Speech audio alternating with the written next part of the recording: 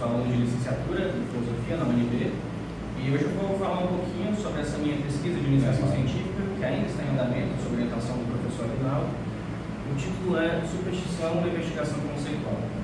Certa vez eu ouvi o Aguinaldo dizer que não existem duas palavras mais enganosas na língua portuguesa do que serei breve.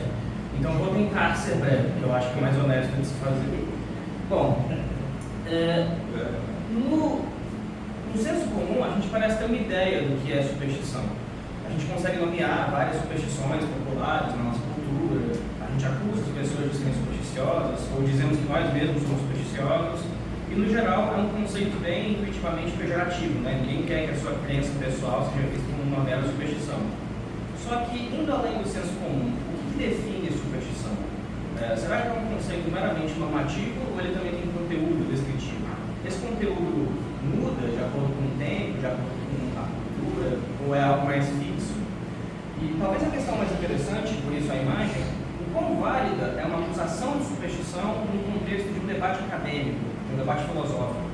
Então, por exemplo, conversando sobre filosofia da religião, alguém diz, não, mas a sua posição ela é supersticiosa. Será que dá para desenvolver isso argumentativamente, tendo algum tipo de compromisso com a objetividade? Ou então é uma acusação que não faz sentido num contexto rigoroso, é algo como, não gosto da cor da sua camiseta. Tentando lidar introdutoriamente com esse tipo de questão é que essa pesquisa foi concebida. Falando rapidamente sobre os textos, hoje eu vou apresentar esses três textos, uma parte na Natureza dos Deuses, do Cícero, uma parte da Suma Teológica, de Tomás de Aquino, e uma parte do Mundo das Criaturas Demônios, do Carl Sagan. Tem esses outros textos, eles fazem parte do projeto de pesquisa, mas eles ainda não foram propriamente estudados, então eles vão fazer parte da apresentação. Eu não vou falar sobre eles agora, se alguém tiver interesse depois, seja bem-vindo a perguntar sobre eles, caso tenha algum interesse.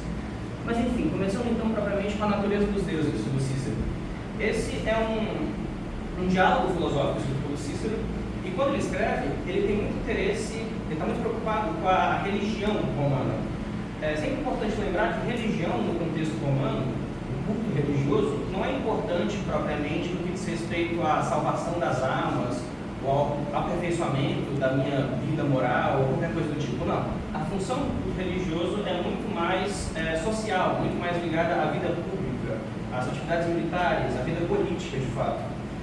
Então, não só porque eles acreditam que através do culto divino os deuses interferem nessas áreas diretamente, mas também porque você manter esses cultos, manter essas tradições, de alguma forma reflete bem na ordem social.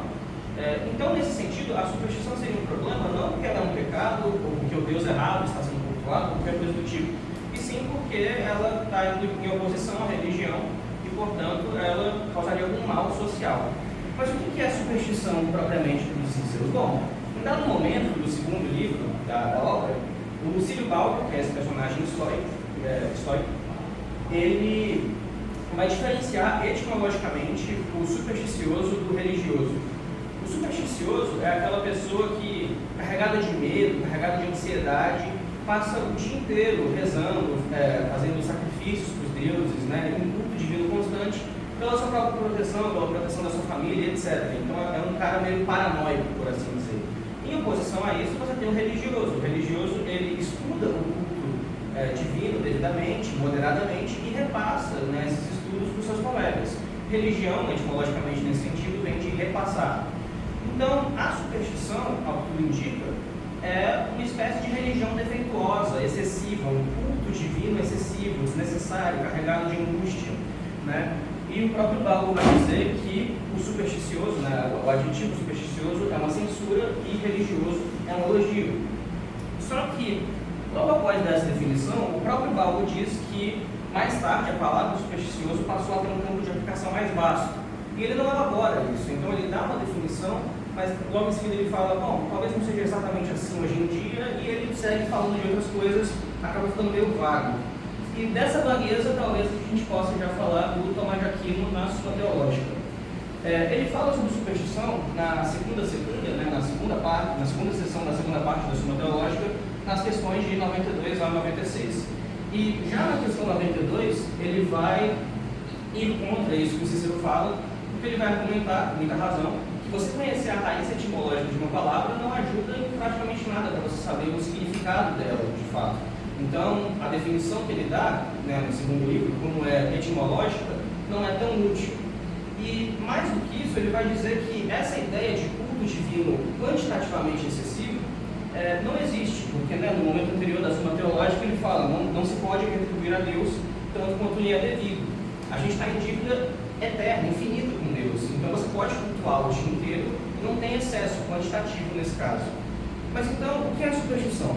Bom, para o Tomás de Aquino, a religião, e claro, ele não está falando de um contexto amplo de religião, ele está falando sobre a religião, ou catolicismo, a religião verdadeira. A religião é uma virtude moral, né, de justiça, porque o culto religioso existe porque Deus merece ser cultuado. Então esquece aquele negócio da função primária do culto divino ser social ou política. Não, é uma questão moral, de justiça para com Deus. Como qualquer virtude, a religião está no meio termo entre dois vícios, né? O primeiro seria um vício de falta, que é a irreligiosidade, onde não há culto divino, e o segundo é a superstição, que é um vício de excesso, onde há culto divino. Esse excesso, ele não é quantitativo, porque eu acabei de falar que não dá para retribuir a Deus, não existe isso de louvar a Deus demais. Ele a gente poderia dizer, qualitativo, no sentido de que, né, a definição genérica de superstição do Tomás de Aquino, a superstição é o culto divino feito indevidamente, certo?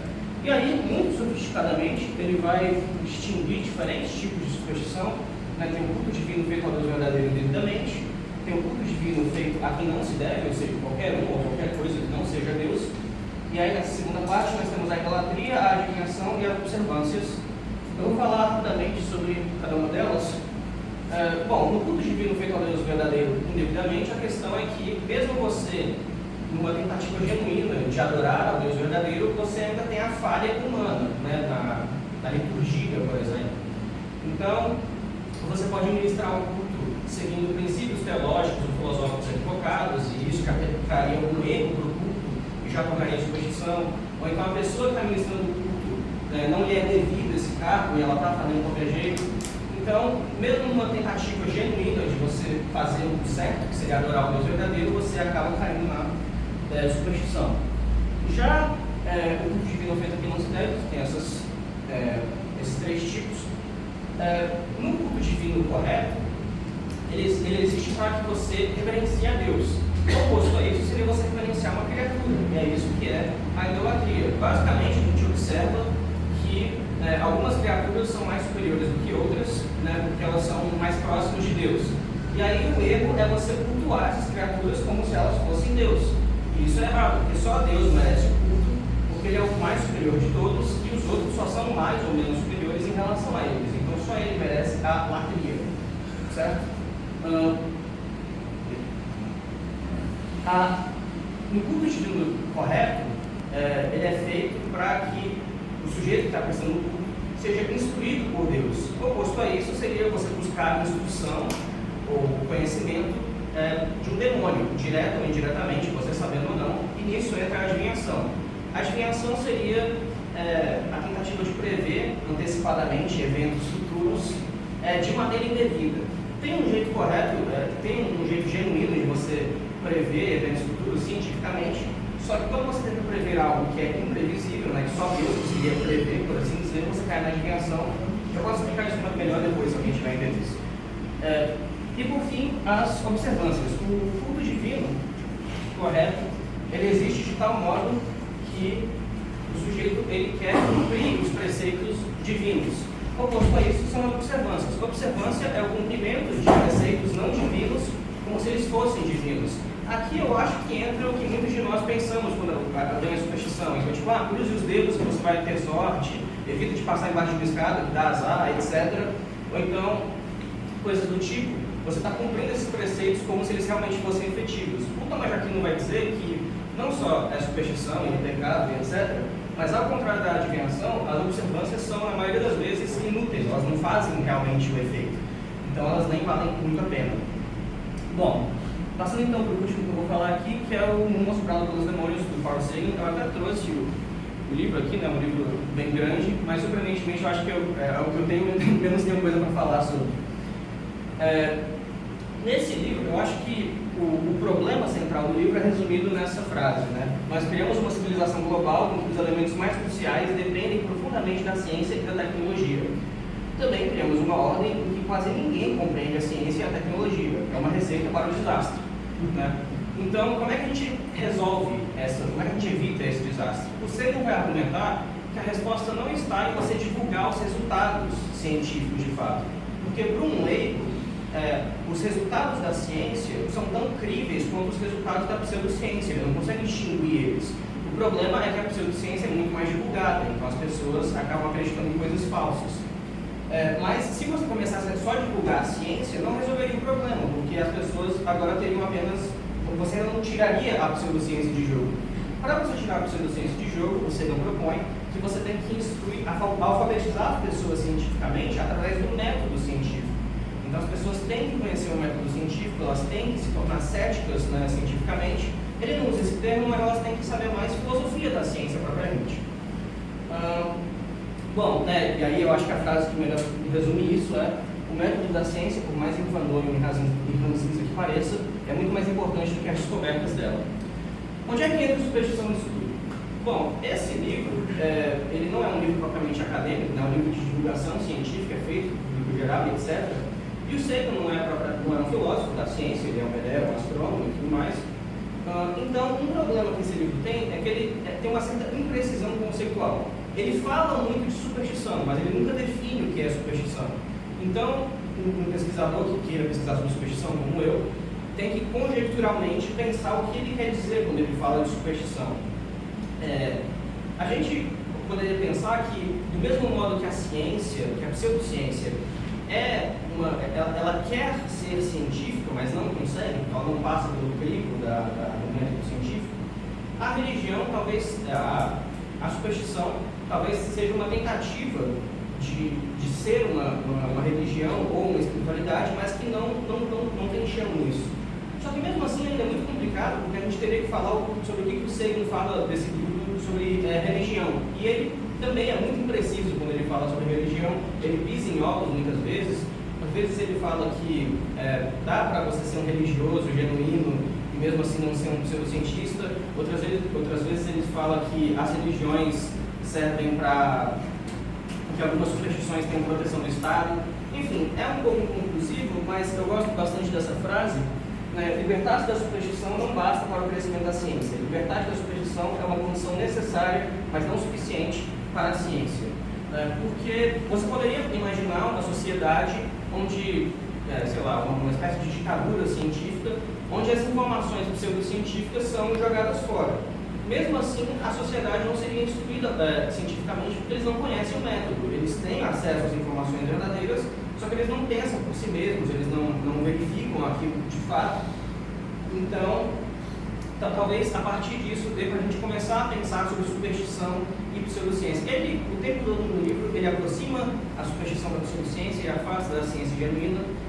Mas enfim, talvez uma questão interessante do porquê que a gente escolheu esse livro para examinar é que no século XXI ainda existem pessoas que creem em coisas falsas, que creem em coisas supersticiosas. Como isso acontece, né? Por que as pessoas não confiam na ciência? Então são essas as reflexões, mais ou menos, que ainda são inconclusivas a respeito do ser. Bom, algumas expectativas para o futuro, né? De novo, essa pesquisa está em andamento, eu ainda tenho todos aqueles livros para ler, etc. Eu estou muito ansioso com aqueles textos, eu acho que eles vão ser de grande ajuda. De novo, a minha meta não é dar uma resposta definitiva do que é superstição, coisa do tipo.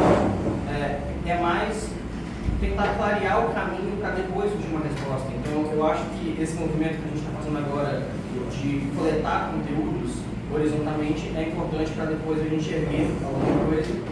E, falando rapidamente, eu e o professor Aguinaldo estamos conversando de fazer uma próxima pesquisa sobre magia, que tem tudo a ver com esse tema da superstição, porque enquanto a superstição tem mais a ver com crenças e ciências, a magia talvez dá um shift para a tecnologia. Então acho que tem tudo a ver, mas enfim, é só um preview. Essas são as referências, em negrito são os três que eu apresentei agora, mas são todas as referências da pesquisa inteira. E é isso, muito obrigado.